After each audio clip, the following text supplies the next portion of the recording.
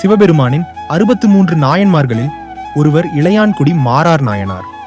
அவரது வாழ்க்கை முழுவதும் அன்னதானம், பக்தி, தியாகம் மற்றும் சிவனடியார்களுக்கு அளித்த அன்பின் சிறந்த எடுத்துக்காட்டாகும். இளையான்குடி மாறார் நாயனார் பாண்டிய நாட்டில் உள்ள இளையான்குடி என்னும் ஊரில் வாழ்ந்து வந்தார். அவர் வேளாளர் குலத்தைச் சேர்ந்தவர். விவசாயம் செய்து செல்வமாக வாழ்ந்தார். ஆனால் அவர் செல்வத்தை தனக்காக சேமிக்கவில்லை. சிவபெருமானின் அடியார்கள் யார் வீட்டிற்கு வந்தாலும் அவர்களை மகிழ்ச்சியுடன் வரவேற்று அன்புடன் உணவு வழங்குவார். சிவனடியார்களுக்கு அன்னம் அளிப்பதே சிவபெருமானுக்கு செய்யும் உயர்ந்த பூஜை என்று அவர் நம்பினார். அவரது மனைவியும் அதே பக்தியில் வாழ்ந்தார். இருவரும் சேர்ந்து சிவனடியார்களுக்கு அன்னதானம் செய்வதை தங்கள் வாழ்க்கை நோக்கமாக கொண்டனர். இவ்வாறு பல ஆண்டுகள் சென்றன. ஒரு காலத்தில் அவரது செல்வம் அனைத்தும் குறையத் தொடங்கியது. வயலில் விளைச்சல் இல்லை. வீட்டில் உணவுக்கே கஷ்டம் ஏற்பட்டது. ஆனால் இளையான்குடி மாறார் தன் விரதத்தை விடவில்லை.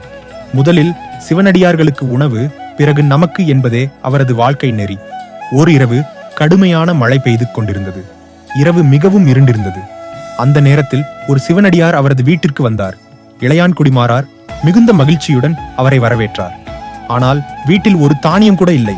என்ன செய்வது என்று அவர் சிந்தித்தார். அப்போது அவரது மனைவி கூறினார், இன்று வயலில் விதைத்த நெல் இருக்கிறது. அதை எடுத்து வந்து சமைத்து அடியாருக்கு அளிப்போம். உடனே இளையான்குடி மாறார் மழையையும் இருளையும் பொருட்படுத்தாமல் வயலுக்குச் சென்றார். நீரில் நனைந்த வயலிலிருந்து விதை நெல்லை எடுத்து வந்து வீட்டிற்கு கொண்டு வந்தார். அவரது மனைவி அதை உலர்த்தி அரைத்து அன்புடன் உணவு சமைத்தார். வீட்டின் கூரையில் இருந்த வறண்ட இலைகளை கூட எரிபொருளாக பயன்படுத்தினார். இறுதியாக அந்த சிவனடியாருக்கு அன்புடன் உணவு பரிமாறினர். அந்த அடியார் மகிழ்ச்சியுடன் உணவு உண்டார். அந்த நொடியில் வீடு முழுவதும் தெய்வீக ஒளி பரவியது. அந்த சிவனடியார் சிவபெருமானாகவே காட்சி தந்தார். உமாதேவியுடன் ரிஷப வாகனத்தில் அருள் தரிசனம் அளித்தார். உன் அன்னதான பக்தி என்னை மகிழ்வித்தது என்று சிவபெருமான் அருளினார். இளையான்குடி மாறாரும் அவரது மனைவியும் சிவபெருமானின் திருவடியில் சேரும் பாக்கியம் பெற்றனர். இந்த கதை நமக்கு சொல்லும் பாடம், உண்மையான பக்தி என்பது செல்வம் இருக்கும்போது அல்ல, இல்லாத நிலையிலும் பிறருக்கு உதவும் மனம் வைத்திருப்பதே.